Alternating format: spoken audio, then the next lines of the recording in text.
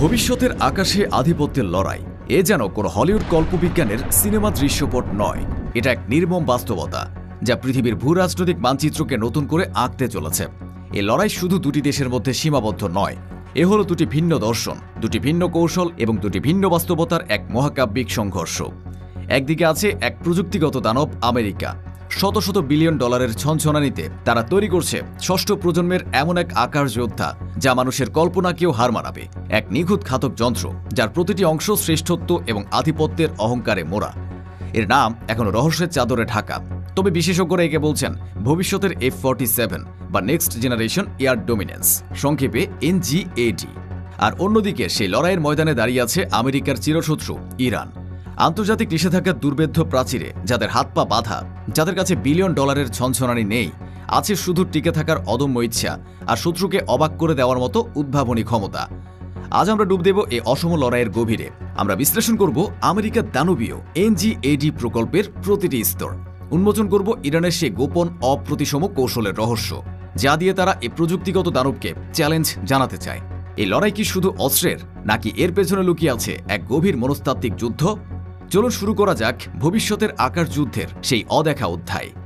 আমেরিকার NGAD প্রকল্পকে বুঝতে হলে আপনাকে প্রথমে একটি বিষয় মাথা থেকে ছেড়ে ফেলতে হবে। এটি শুধু একটি যুদ্ধ বিমান তৈরির প্রকল্প নয়, না, মোটেও তা নয়। এটি একটি পরিপূর্ণ ইকোসিস্টেম, একটি সিস্টেম অফ সিস্টেমস। এর কেন্দ্রে যে বিমানটি থাকবে সেটি হবে এর সিস্টেমের মস্তিষ্ক বা মাস্টারমাইন্ড। এই প্রকল্পের অধীনে থাকছে এক, কেন্দ্রীয় ফাইটার জেট F-47। এটি হবে ষষ্ঠ প্রজন্মের একটি ফাইটার যার এক একটি দাম পড়বে 300 থেকে 400 মিলিয়ন ডলার। ভাবুন একবার, যা কিনা বিশ্বের সবথেকে আধুনিক F-35 জেটের প্রায় 3 থেকে 4 গুণ। এর কারণ হলো এর অবিশ্বাস্য প্রযুক্তি। এটি হবে অল অ্যাসপেক্ট স্টেলথ, অর্থাৎ রাডার একে কোনো দিক থেকে শনাক্ত করতে পারবে না। এর থাকবে অ্যাডাপটিভ সাইকেল ইঞ্জিন AETP, যা বিমানটিকে দেবে অভূতপূর্ব গতি এবং পাল্লা। এটি একবার জ্বালানি নিয়েই হাজার হাজার কিলোমিটার পাড়ি দিতে পারবে, যা একে এক মহাদেশ থেকে অন্য মহাদেশে আঘাত হানার ক্ষমতা দেবে। 2, কোলাবোরেটিভ কমব্যাট এয়ারক্রাফট CCA বা চালকবিহীন উইংম্যান। এখানে লুকিয়ে আছে NGAD প্রকল্পের আসল বিপ্লব। কেন্দ্রীয় বিমানের পাইলট একাই একটি আস্ত স্কোয়াড্রন পরিচালনা করবে। তার সাথে উড়বে একাধিক কৃত্রিম বুদ্ধিমত্তা মানে AI চালিত চালকবিহীন ড্রোন। এই ড্রোনগুলো মূল বিমানের শিল্ড বা বর্ম হিসেবে কাজ করবে। শত্রুর মিসাইলকে নিজের দিকে টেনে নেবে, শত্রুর রাডারে জ্যাম সৃষ্টি করবে এবং পাইলটের নির্দেশে শত্রুর উপর আত্মঘাতী হামলাও চালাতে পারবে। অর্থাৎ একজন পাইলট হয়ে উঠবেন দাবার ছকের এক নিপুণ খেলোয়াড়, আর তার ড্রোনগুলো হবে তার সৈন্য। 3, নেক্সট জেনারেশন অস্ত্রশস্ত্র। NGAD বিমানে থাকবে হাইপারসনিক মিসাইল, লেজার অস্ত্র এবং অত্যাধুনিক ইলেকট্রনিক ওয়ারফেয়ার স্যুট, যা শত্রুর যোগাযোগ ব্যবস্থাকে মুহূর্তে ধ্বংস করে দিতে পারে। এটি শুধু একটি বিমান নয়, এটি আকাশের বুকে উড়তে থাকা একটি কমান্ড সেন্টার। আমেরিকার বিমান বাহিনীর প্রধান জেনারেল চার্লস ব্রাউন জুনিয়র নিশ্চিত করেছেন যে বোয়িং এবং লকহিড মার্টিনের মতো অ্যারোস্পেস জায়ান্টরা এর মধ্যেই এই বিমান তৈরির কাজ শুরু করে দিয়েছে। লক্ষ্য 2030 সালের মধ্যেই এই ভয়ঙ্কর আকার যোদ্ধাকে মার্কিন বিমান বাহিনীতে অন্তর্ভুক্ত করা। আমেরিকার দর্শন পরিষ্কার, এমন একটি নিখুঁত এবং অপ্রতিদ্বন্দ্বী প্রযুক্তি তৈরি করো যা দিয়ে একটি বিমান শত্রুর 10টি বিমানকে ধ্বংস করতে পারে। এটি হলো গুণগত মানের চূড়ান্ত প্রকাশ। কিন্তু এই দর্শনের একটি বড় দুর্বলতা আছে, এর অবিশ্বাস্য খরচ। একটি বিমান হারালে আমেরিকার ক্ষতি হবে শত শত মিলিয়ন ডলার এবং বছরের পর বছরের গবেষণা। একদিকে যখন আমেরিকা বিলিয়ন বিলিয়ন ডলার খরচ করে প্রযুক্তিগত শ্রেষ্ঠত্বের শিখরে ওঠার চেষ্টা করছে, তখন ইরান কি করছে? কয়েক দশক ধরে চলা আন্তর্জাতিক নিষেধাজ্ঞার ফলে ইরানের কাছে আধুনিক পশ্চিমা প্রযুক্তি কেনার কোনো পথ খোলা নেই। তাদের বিমান বাহিনীর বেশিরভাগ বিমানই 1970-এর দশকে শাহের আমলে কেনা আমেরিকান F-4, F-5 এবং F-14। কিন্তু ইরান প্রমাণ করেছে প্রয়োজনই উদ্ভাবনের জন্ম দেয়।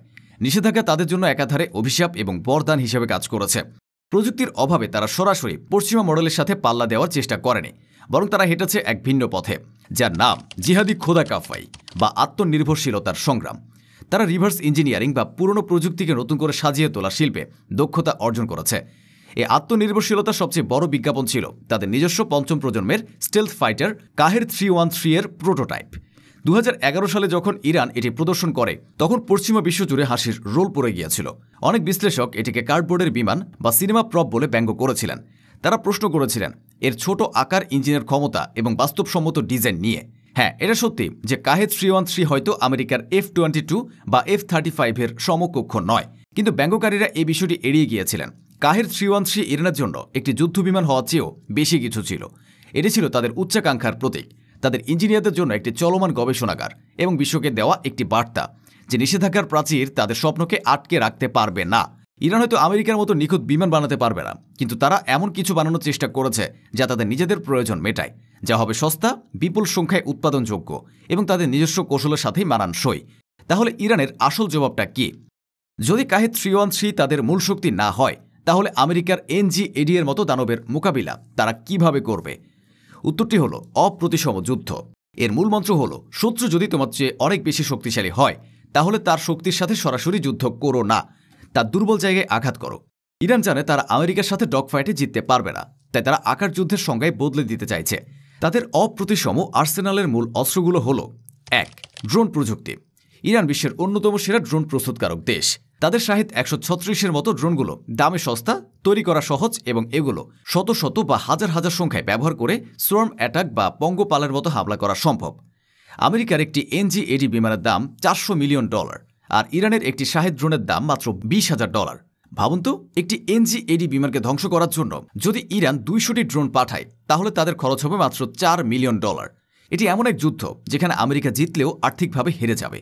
এই কৌশলকে বলা হয় কস্ট ইম্পোজিং স্ট্র্যাটেজি বা শত্রুর উপর খরচ চাপিয়ে দেওয়ার কৌশল। 2. ব্যালিস্টিক এবং হাইপারসনিক মিসাইল। এটি ইরানের প্রতিরক্ষা কৌশলের মেরুদণ্ড। সম্প্রতি তারা ফাত্তাহ নামক হাইপারসনিক মিসাইল উন্মোচন করেছে, যা শব্দের চেয়ে 15 গুণ বেশি গতিতে চলতে পারে এবং যে কোনো এয়ার ডিফেন্স সিস্টেমকে ফাঁকি দিতে সক্ষম বলে দাবি করা হয়। এই মিসাইলগুলো দিয়ে ইরান মধ্যপ্রাচ্যে অবস্থিত আমেরিকার সমস্ত সামরিক ঘাঁটি এবং তাদের বিমানবাহী রণতরীকে মুহূর্তে ধ্বংস করে দেওয়ার ক্ষমতা রাখে। NGAD বিমান আকাশে ওড়ার আগে যদি তার ঘাঁটি ধ্বংস হয়ে যায়, তাহলে তার প্রযুক্তিগত শ্রেষ্ঠত্ব অর্থহীন হয়ে পড়বে। 3. Cyber warfare. আধুনিক যুদ্ধ শুধু মাঠে হয় না, হয় সাইবার জগতেও। ইরান একটি শক্তিশালী সাইবার আর্মি তৈরি করেছে, যা শত্রুর command and control system, satellite এবং যোগাযোগ নেটওয়ার্কে হামলা চালিয়ে তাকে অন্ধ এবং বধির করে দিতে পারে। NGAD এর মতো নেটওয়ার্ক নির্ভর একটি সিস্টেম সাইবার আক্রমণের কাছে অত্যন্ত ঝুঁকিপূর্ণ। আর এখানে লুকিয়ে আছে দুটি দেশের আকার যুদ্ধের মূল দর্শন। আমেরিকার দর্শন হল প্রযুক্তিগত শ্রেষ্ঠত্ব। তাদের বিশ্বাস, একটি নিখুঁত, অপ্রতিদ্বন্দ্বী এবং প্রায় অপরাজেয় অস্ত্র তৈরি করতে পারলে যুদ্ধ জেতা সম্ভব। তাদের লক্ষ্য হল একটি F-47 দিয়ে শত্রুর 10টি বিমানকে ধ্বংস করা। এটি একটি ব্যয়বহুল কিন্তু আকর্ষণীয় দর্শন। অন্যদিকে ইরানের দর্শন হল প্রতিরোধের মাধ্যমে প্রতিবন্ধকতা তৈরি। তাদের লক্ষ্য যুদ্ধ জেতা নয়, বরং যুদ্ধকে শত্রুর জন্য এতটাই ব্যয়বহুল এবং বেদনাদায়ক করে তোলা যাতে শত্রু যুদ্ধ শুরু করার সাহসী না করে। তাদের লক্ষ্য আমেরিকার একটি F-47-এর বিরুদ্ধে 100টি ড্রোন আর 10টি হাইপারসনিক মিসাইল পাঠানো। এই লড়াইয়ে আরও কিছু খেলোয়াড় আছে। রাশিয়া এবং চীনের কাছ থেকে প্রযুক্তিগত সাহায্য এবং সুখোই 35-এর মতো আধুনিক বিমান কেনার চেষ্টা ইরানকে আরও শক্তিশালী করে তুলছে। অন্যদিকে ইসরায়েল এবং সৌদি আরবের মতো মার্কিন মিত্ররা ইরানের এই অপ্রতিসম শক্তি বৃদ্ধিতে গভীরভাবে উদ্বিগ্ন। তাহলে ভবিষ্যতের আকাশ কার দখলে থাকবে?